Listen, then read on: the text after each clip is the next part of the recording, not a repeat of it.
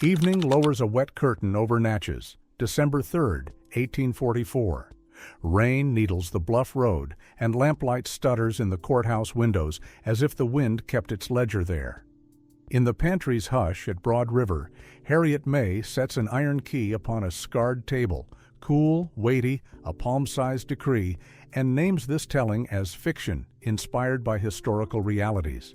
No claim of documentary truth, only a measured light against a wide dark. The bell in the yard taps once, a tempered breath of brass. Along the corridor, a hinge exhales in the damp, and the house seems to lean closer to her decision. She smooths a white napkin beside the auction ledger, the cloth catching lamplight, like frost snared on thread, the book's broken spine warming under the wick as if numbers could feel. The air smells of rain-drawn wood and a faint, bitter rind from orange peel saved for sugaring. Somewhere a draft combs the stair, lifting dust in a tiny weather of its own making. Her fingertips ride the table's grooves where knives once bit, learning the grain as one learns a tune, not to sing, but to keep time. Names arrive at the edge of her mouth and pass inward, a procession she will not parade aloud, not yet. Their weight steadies her wrist. In the quarters, fire ash turns to a low blue, and the bell, farther now, ticks a second beat as if the town were counting its own breath between prayers. The road below the bluff hisses under wagon wheels, a quiet quarrel between iron and water. Harriet shifts the iron key until it faces the study, as a pointing star might mark a road, then folds the napkin once, not twice, as if a second fold would lock the night too tight to open. The ledger waits with its columns like stuttered breath, and the quill balances in its glass like a reed in shallows, untroubled only because the wind has not yet turned. Doors along the corridor keep their silence, but the latch plates show a thin polish where 1,000 palms have rehearsed submission. She listens, first for footsteps, then for that small surrender the house makes when weather presses it, a board yielding, a shutter's faint chatter. The pantry's brick floor holds the day's cool. The damp climbs her hem and settles there, more truth than any oath sworn at a polished desk. She draws a line in her own mind, not ink but measure, and sets it to the bell's third, which has not yet come. Rain swells in the yard like an old rumor. She thinks of the study's decanter, its cork that cries a mouse sound when turned, and of a corridor hinge that begs oil with every breath. Not tasks, merely witness, things that remember. The axe in the woodshed waits in its cradle beyond the back door, not as violence, but as hush, the kind that teaches a hand to weigh before it lifts. Let the hours be honest, she says into the pantry air, and the key takes her whisper without reply. She will move when the next tap of brass unknots itself from the damp. She will carry the folded cloth like a winter moon cupped low in two hands. If any within earshot or beyond keep vigil in this weathered hour, speak softly where the telling finds you. Name your place and the clock's face there, so the night may know its company and count us true toward the next bell. Night draws a chill braid of mist from the Mississippi, and below the bluff the lamps of Natchez under the hill unfurl long yellow bands across the river's restless back. Up top, the quarters breathe through ash-dusted hearths and thin quilts, while in the big house study, the auction ledger warms under a steady flame as though figures could take comfort from a hearth that won't feed a soul. The yard keeps its frost as a secret under grass blades stiff as pins, and the air smells of damp rope and old smoke. A tavern door swings on the landing below, and music slips out like permission, fiddle and drum blessing a room already brimming, while above, the bell for second prayers taps with modest knuckles against the hour. In the shadow near the shed, a child turns with a patched skirt. The white cloth stitched into its hem shivers like a pale moth in the draught that runs from the well to the woodpile. Between those worlds, a mule's breath ghosts in the lane, and the river answers with its low, traveling hush. Harriet moves along the corridor where latches sit like clenched teeth. each door holding back a dressed warmth that never spills into the passage. A hinge murmurs rather than speaks, the work of grease still fresh, so the house gives up a narrow path without protest. Beyond the back step, the axe stands in the block as a quiet metronome of the cold, its iron catching the faintest varnish of starlight. Not threat, but a weight that steadies the wrist against haste. She pauses at the pantry threshold and listens to the two Winters talking. Laughter dressed in coins from the riverfront, and the rubbed-thin mirth in the quarters where cornbread must stretch. The ledger in the study holds its columned breath, pretending order. Out here, breath smokes and vanishes, proof that bodies do not reside in books.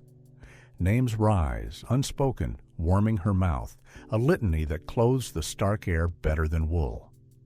When the tap of prayer fades and only the river keeps time, she turns toward the yard, counting quiet steps through the silvered crust of grass. The night promises to keep what is placed carefully in its hands, and she answers by holding her own hands still. Morning frost had not yet bitten the cotton gin road when the bargain was spoken plain, the light a thin wash on ruts and broom sedge, breath feathering from mule and man alike, as if the day might hold steady under a careful word. "Hire out kept safe," said the paternal voice with its Sunday gentleness, in exchange for service polished to a shine. Harriet stood in the yard's pale steam and believed the hinge inside her could rest. Jonas, sleeves rolled, eyes steady, lifted his hand once in a quiet oath that needed no witness but the sparrow on the fence post. Weeks later, when the river ran slick with winter, the docks muttered with ropes and barrels and the tar smell of repair. And there, on a packing crate, the auctioneer laid down his flourishing name like a knife laid edgewise. Prices gleamed like brass in sun, and the promise slid under the ink. No rip, no shout, just the soft violence of a signature guiding Jonas toward the boat, southbound. The bell on the yard marked noon with a clean stroke that felt like a scent from a high window, and in that bright stroke the world tilted without raising its voice. The brand, when it came, was not coal or iron, but arithmetic, a red slash drawn through Jonas's line in the ledger, a cold gash in paper that bled nothing and everything. Columns stood up like soldiers in review. The margin was a kind of graveyard no one named aloud.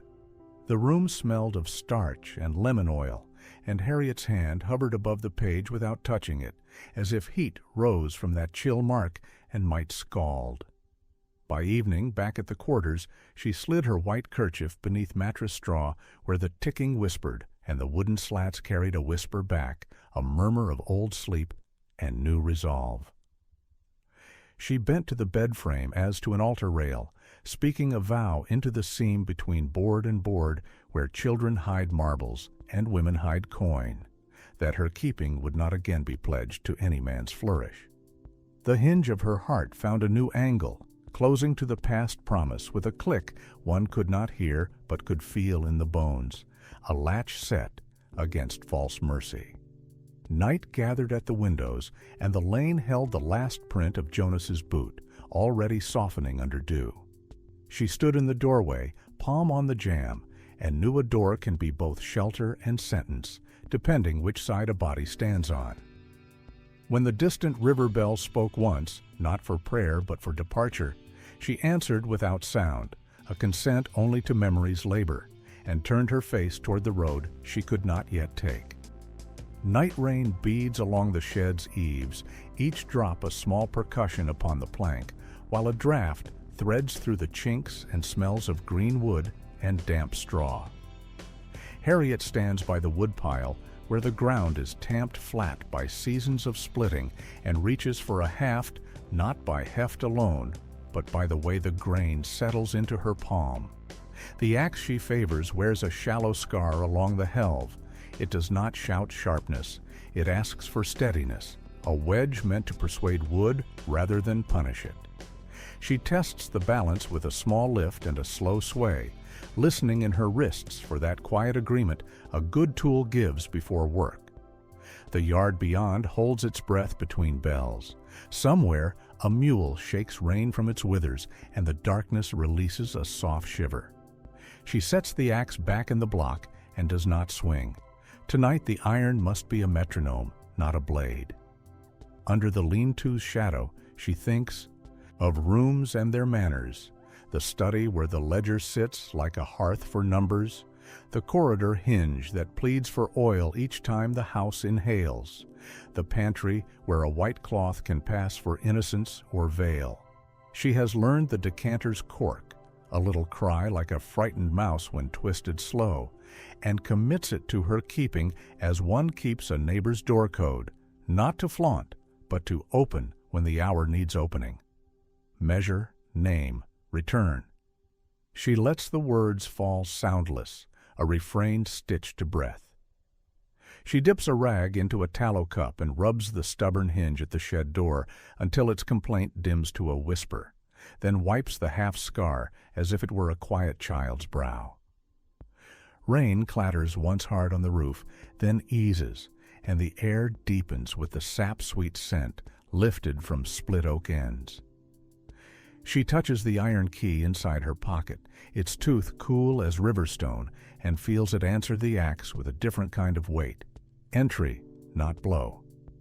By the time the half-hour taps from the distant bell, the shed has taken her cadence. Nothing in it is hurried, nothing idle. She leaves the axe seated upright, a promise kept to patience, and closes the door so the hinge folds into silence and holds.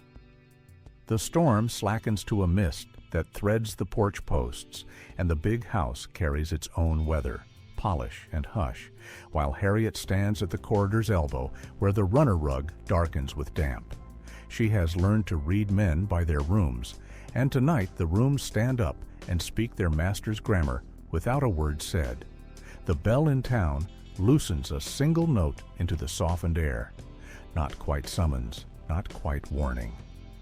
Mr. Pike keeps fear folded behind walnut. His study is varnish and order, ledgers stacked as walls that pretend to keep out tide. Yet a blot by the inkwell betrays his hand's tremor, and a drawer misaligned shows where he hides what cannot be accounted, a map that will later point him to the sanctum where numbers turn on him and measure back. His keys rest in a shallow dish like coins, and the hinge on his cabinet whispers with each minute draft, promising it will speak when the hour leans. Captain Hargreaves bends his days to clocks. The corridor by the front door holds his hat and his weathered coat, the brass of the entry timepiece buffed to sermon sheen. He bows at high noon to the courthouse dial as if it were text, and each quarter hour is a tether he thinks he holds, not knowing the bell can slip its leash and undo his stride upon that very threshold. The latch there sticks when rain swells the wood. Harriet has felt its hesitation and knows a delay can be a door's best lesson. Overseer Brant owns the stairs the way some men claim fields. His boots have taught the risers to groan his name, and the landing's bend is his pulpit turn. He thinks ascent is a right granted to wait alone, but there is a step whose grain will take a quieting, and silence can become a scripture that empties a tongue. The back passage smells of tallow and wet wool, and every tread remembers, though it has never been taught to forgive. Judge Tolland eats at the head of tables he did not set. The dining room keeps his favor in its shine, bread placed where his hand expects blessing to begin. The door to that hall opens like a fan to the town's appetite, yet the seating itself is a map, a geometry of pride that can be redrawn without moving a single chair if one learns to pour from the right height. Harriet turns the iron key in her pocket, cool as starlight, and lets the house keep these 4 lessons until their time ripens. Dusk has thickened to a slow bruise over the yard, and the third bell after sunset taps a tempered note that settles on the eaves like a small weight. Harriet counts the dark by steps. Quarters to shed, 12 on the packed earth. Shed to corridor, 8 more past the ash barrel. Corridor to study, 10 along the runner where damp gathers in the weave. Each measure holds to her like a seam, and the air smells of rain-cooled brick and lard, warming faintly on a wick. At the back door, the latch rides easy, her work, and the hinge inhales instead of complaining, drawing the wood to with a softened kiss. In the pantry, she folds a white cloth into a cradle that can hold what language refuses, the linen's threads whispering against her knuckle as if it knew the weight it will carry. Glass murmurs when she lifts the decanter from the shelf, and the room's close chill makes the skin of her wrist rise in a ring of grain like a field in wind. She moves with a scribe's restraint, pouring a bitterness she will not name into amber, so that to the eye only warmth appears. The droplet that clings to the lip is caught with the napkin, and no aroma betrays her beyond a faint medicinal hush. Names, kept like letters sealed with wax, rest behind her teeth, their presence a steadying hand on the spine. The study door beyond stands locked as always, but the iron key in her pocket lies patient, a tooth that has learned the map of its ward. Returning to the corridor, she smooths bacon fat into a stubborn hinge until metal learns to swallow its own breath, and wipes away the gloss so the eye will find nothing to remark. She rehearses the roots again without sound, a catechism of distances tied to bells, the next tap for the pantry, the following for the window latch, the one after for retreat. The house holds still as a listening animal. Even the floorboards seem to nod. When the half-hour ticks from the square, she sets the decanter back where habit expects it, the white cloth folded to cradle it in transit when the time comes. The key cools against her thigh like a calm word not yet spoken. She closes the pantry door with a touch that leaves no signature, and the hush that follows feels deliberate, as if the night itself had agreed to keep faith until the bell climbs again. Rain presses a soft drum on the study's outer sash, and the lamplight there keeps its steady pool, as if arithmetic required weather to be polite. Harriet slips through the corridor window she has learned to prize, the latch eased in yesterday's hush, and lands on the braided rug without a scuff, the air smelling of warmed ink, lemon oil, and the faint ash of last night's grate. The room holds its posture, desk squared to the hearth, ledger centered like a family Bible, quill standing in its glass with a prim patience. She lifts the ledger as one might lift a sleeping child. Careful, 2 hands, breath kept even, and opens to the page where the red stroke crosses Jonas. The mark stares like winter through glass. She folds the leaf back so that the slash disappears under the weight of paper, not erased, but made to carry its own silence beneath a clean column. Columns stand at attention, but the margins bruise with quiet. The book breathes different when the wound is hidden. The decanter waits on the tray with 2 cut crystal cups, amber catching the lamplight in a shallow fire.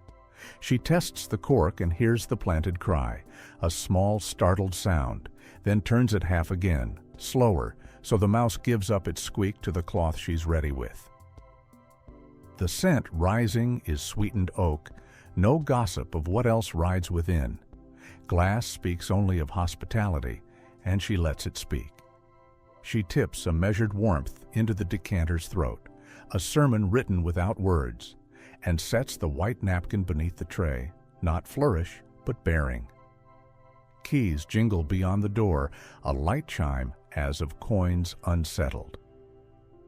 Mr. Pike enters on the sound of himself, hair slicked, waistcoat snug, eyes already tallying the room for thefts of order, and misses the open window by habit, because habit has trained him to expect obedience from air. "Evening keeps us honest," he mutters to no one, placing his ring of keys in the shallow dish. They clatter like half-spoken prayers. He blesses the ledger with his palm, as if to coax it warmer, and lays a finger where the red line should be, and is not in sight. "Tomorrow we will make tidy," he says to the quill, who is a good listener, and pours himself a glass that mirrors his caution. The first swallow gentles him. He nods at the arithmetic, reassured by the way columns stand as soldiers do when watched. Harriet has stepped back into the corridor shadow, where the wainscot smells of beeswax and damp wool. The iron key in her pocket turns cool, then cooler, as the lock receives her leaving with a click from the inside. No drama, only the sound of wood accepting its seam. Rain slicks the sill she wipes with 2 fingers and the white cloth's edge. She closes the window on a breath time to the lull between Mr. Pike's sips.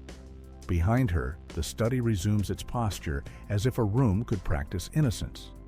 The corridor accepts her steps, and the house returns to listening, the distant bell holding its metal tongue until the next appointed word. The side hall keeps quieter weather than the front, lamplight pared thin, and the stone flags holding a night cool that climbs through soles to spine.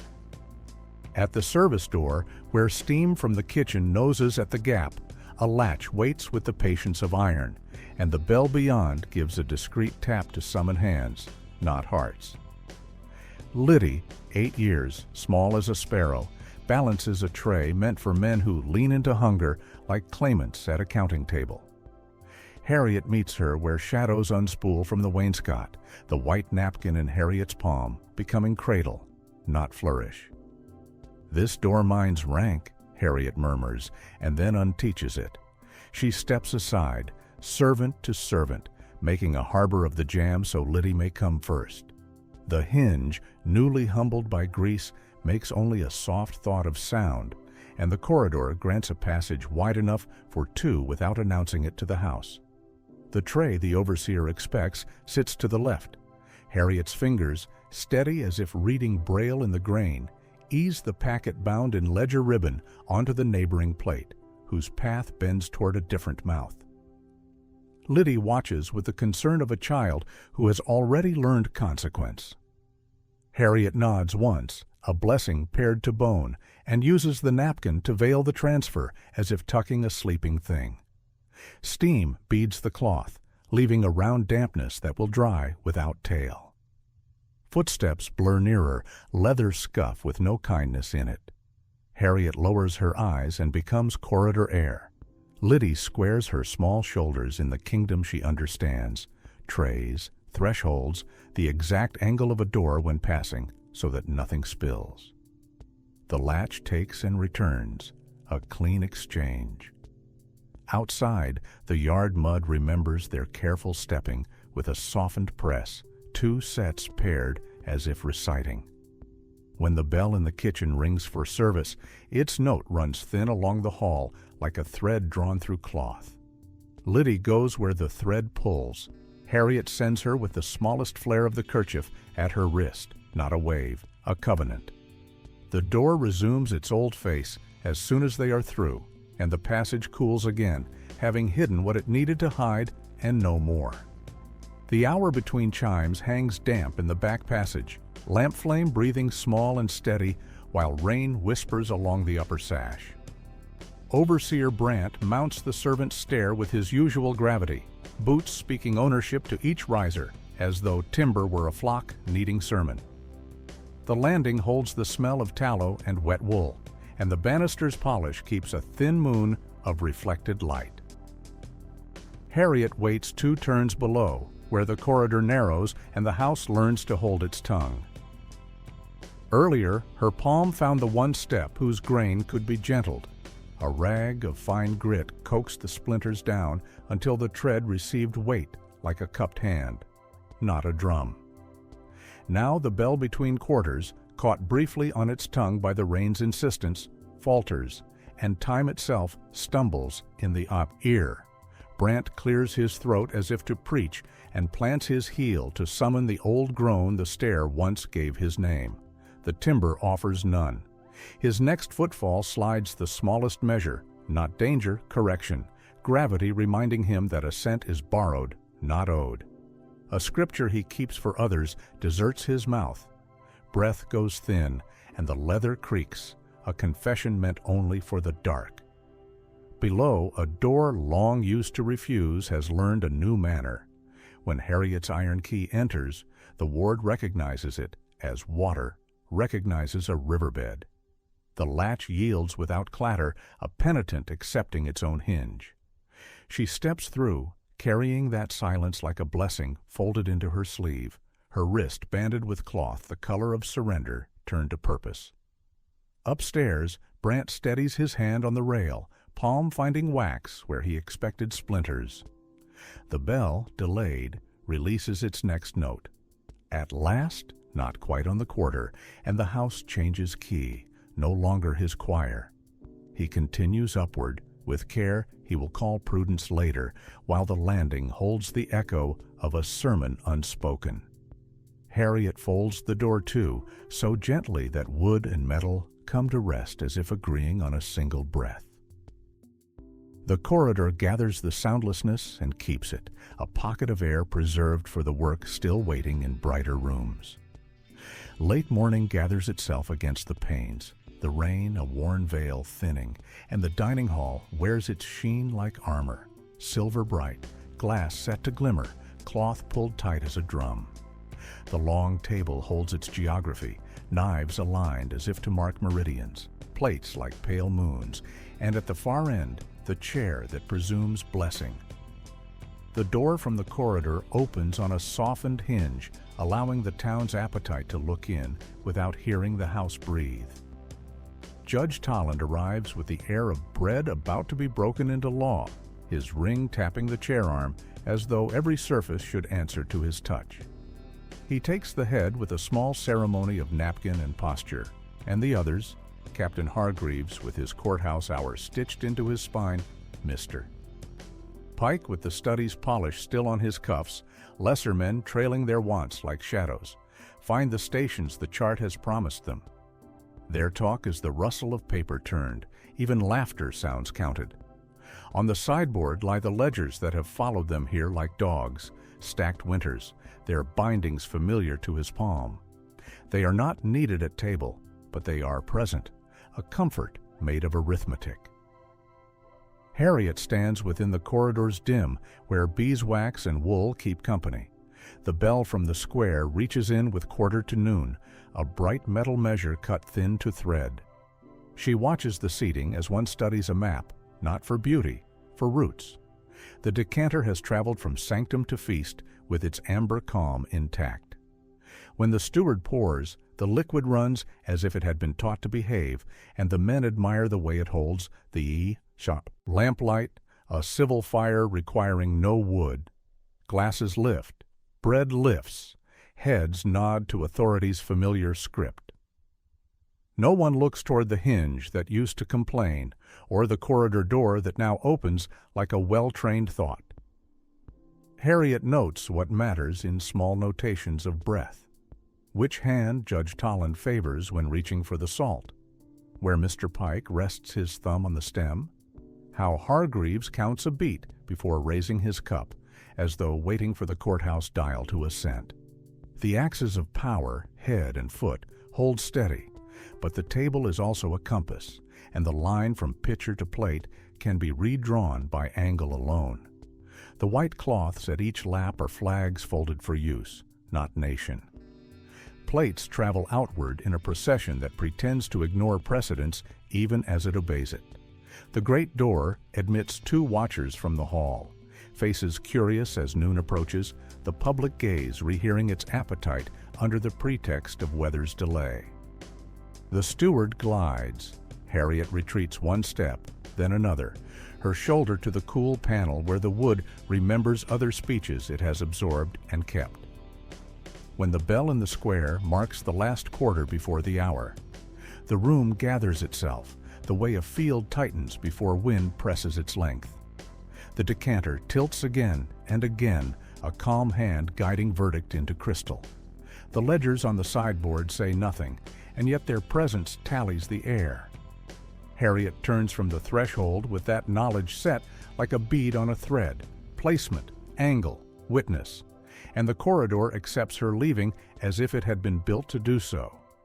Rain lightens to a fine stitch against the panes, and in the pantry the air keeps cool as a cellar, scented with clean water and faint soap. Harriet sets a small cup beside the sink, porcelain thinned by years of lips, and tilts the pitcher until water arcs without splash, a clear line unburdened by any sermon. The sound is modest, a thread laid upon quiet, and in that thread her breath steadies. She lays the white cloth flat and smooths its corners to keep the table decent, not ceremonial. Its purpose tonight is bearing, not display. The iron key comes from her pocket and rests along the napkin's fold, its tooth aligned with the weave, authority set down like a hat at the door. Names visit her tongue not for judgment but for measure. A slow count she keeps inwardly so that the heart does not run past its duty. The decanter elsewhere will do the speaking men expect. Here she answers with a counterweight. Cup, water, cloth, a vow that refuses spectacle.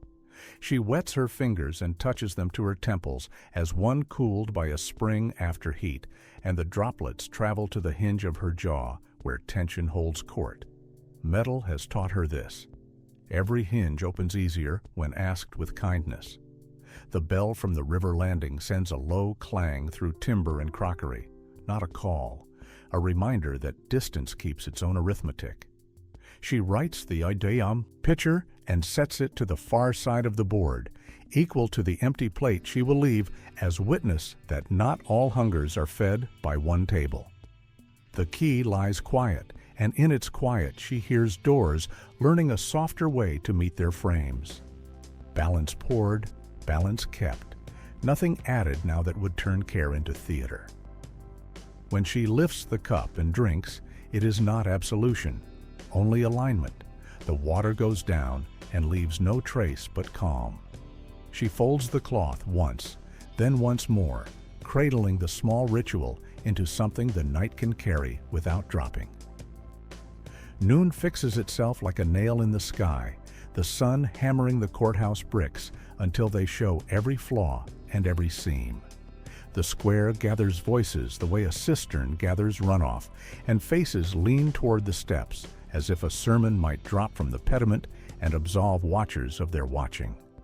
Doors on either side work like jaws, opening for deputies, closing on whispers, and chains make a tidy music that pretends to be order. Harriet stands within that choreography, wrists quiet, gaze level, the heat laying a flat hand on crown and nape. Names move through her without spilling. Mother names, field names, river names, kept as measure, not shield. White garments flare among the crowd like bright leaves turned wrong side, their clean edges pretending innocence, while their eyes do the old arithmetic of worth and blame. The bell above the portico waits, bronze poised, the hour not yet struck but already felt in the throat. Inside, the corridor smells of varnish and dust, and the benches carry the shine of many verdicts sighed into their grain. Her name is read in a voice tuned for spectacle, syllables spaced so a noon can fit between them, as if a person could be taught to fit a script by the speed of a clerk's mouth. She does not bow to it. The moral book she has kept cannot be laid on their table with its columns made to march. Hers is a ledger of consequence and mercy, fiction inspired by historical realities. No claim of documentary truth, only a reckoning that refuses to tally a person as tally. Mr. Pike sits with his collar neat, eyes rimmed by a night that did not rest him. Captain Hargreaves measures breaths against the courthouse clock, counting under his tongue as though time might vote in his favor. Judge Tolland's robe owns the bench the way River owns Bend. His hand taps once upon the plank, and the room folds into silence as if the tap had taken the air and put it in his pocket. The door to the holding room closes behind Harriet with a hinge now trained to discretion, and in that small mercy she hears the echo of other thresholds that learned kinder manners under her palm. Outside, the public gaze swells and thins like heat over road, a mirage of certainty that makes strangers sure they know how a life is measured. A white parasol tilts to shade a mouth, casting sentences it has no right to hold. A child stares with the simple awe of daylight on metal, and will I be told later what it was he saw? Noon arrives at last, and the bell drops a single stroke, a clean blade of sound that cuts between shadow and shine. For an instant, all breathing sinks to that brass, judge, watcher, prisoner, fly, then breaks apart again into the many. Harriet lifts her eyes to the transom glass, where sky shows a shard of blue like a kept scrap of cloth. She thinks of the iron key's cool tooth and of doors that can be taught to receive rather than resist. She thinks of a white kerchief folded not as surrender, but as calm. When chains turn her, they do not turn her face inward. She allows the room to take its look and lets the look strike nothing from her but heat. Late light drapes the gallows yard in a wan gold that does not warm. Dust lifts where feet have milled, then settles as if remembering how to be still. The scaffold boards, planed smooth for efficiency, hold the day's last heat, and the rope casts a pale looped shadow that lies on plank like a question with no words left. Faces at the fence carry their own weather, some shaded by hats, some bared to glare. And the bell from town keeps its mouth shut now, as though noon had said enough for one day.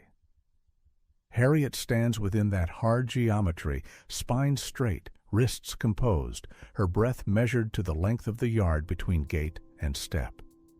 She does not search the crowd. She keeps her eyes in the seam where sky and beam meet, the place where wood dares to cross heaven. When the deputy fumbles the knot, his hands show more man than law, and a murmur passes through onlookers like wind-combing straw, sound with no neighborly use. The white kerchief comes out not as plea but as calm, cloth unfolded to a small square of weather she can carry. It is the same linen once obedient to breadcrumbs and spills. Now it is lifted to her throat like quiet water, then folded again with slow fingers, its whiteness not surrender, but a field reclaimed from frost. The sun lays a last pale coin across the weave and moves on. She thinks of doors that learn to receive, of hinges newly taught not to bite, of a latch that ceased to brag. She thinks of an iron key's tooth resting cool upon a napkin once, and how unlocking turned from passage to witness. The axe remains a world away in the shed, patient and clean, a proof that force withheld can be the strongest line in a ledger no court will read. Behind the fence, a child points, curiosity without malice, and is pulled close by a white-sleeved arm that cannot teach what it does not know. Names rise without parade. Jonas first, then the elders who told her how to measure rain, then the girls who run trays, and the boys who run errands until the day runs them. They do not fill the yard, they fill her, and the yard must make its peace with what it cannot hold. A fly lands on the crossbeam, rubs its forelegs like a tailor, and waits for the hour to put its mark where men direct it. The hour, stubborn, stretches thin. Let the cloth be witness, she says, not aloud, and settles the kerchief at her wrist again, a band that once served the table, now serving a different order. The ledgers in the courthouse do not close, but dust has begun its quiet handwriting on their covers, and that is a gospel men do not quote, but must obey all the same. The door of the yard swings once on its iron, groaning like a creature asked to bear more than it can, then yields. A breeze crosses the plank and lifts one edge of the kerchief like a small sail. When the light finally loosens from the beam, it leaves no blessing and no curse, only a pale absence that will be mistaken tomorrow for peace. Harriet turns her face to that emptier sky and gives it nothing but steadiness. The crowd, having taken its look, begins to unmake itself. White sleeves fold in, white parasols furl, and the yard remembers how to be a yard. Dawn leans pale against the quarters, first gray feathering the window slats while the yard gives up its last beads of night. Smoke rises thin from cook fires and carries the soft scent of damp wood waking. Nearby, the road still remembers wagon weight, and the fields, not yet called to heat, rest with furrows breathing like slow animals. The world is quieter than noon, fit for teaching. Elders gather with children at the long bench beside the door where sunlight will soon braid itself across plank. Beans click one by one into a wooden bowl, counted, then counted back, so the little ones learn numbers not as orders, but as neighbors that can be arranged with care. A hand opens a ledger gone to rags, and the columns serve a gentler labor. Names nested under names like saplings under a windbreak, each letter a pledge to be said again when the small mouths can hold them. A white garment, cut down from a servant's apron, becomes a cloth on which the youngest trace letter shapes with wet fingertips. When the water dries, it leaves no mark, yet the motions remain in muscle and mind. Bells, once summons and sentence, now keep a house rhythm.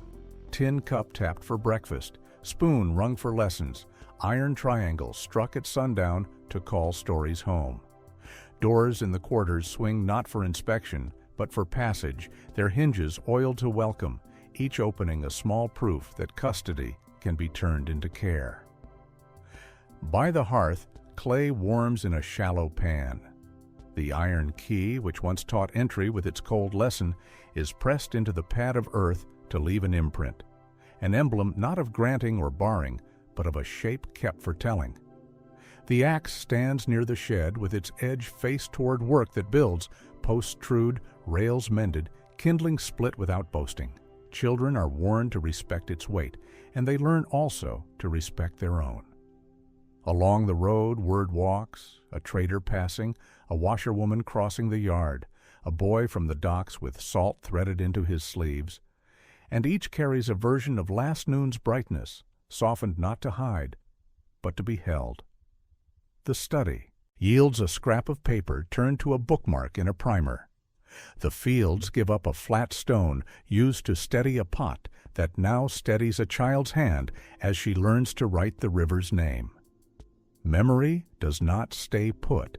It travels by breath, by hand, by tune, hummed without thinking.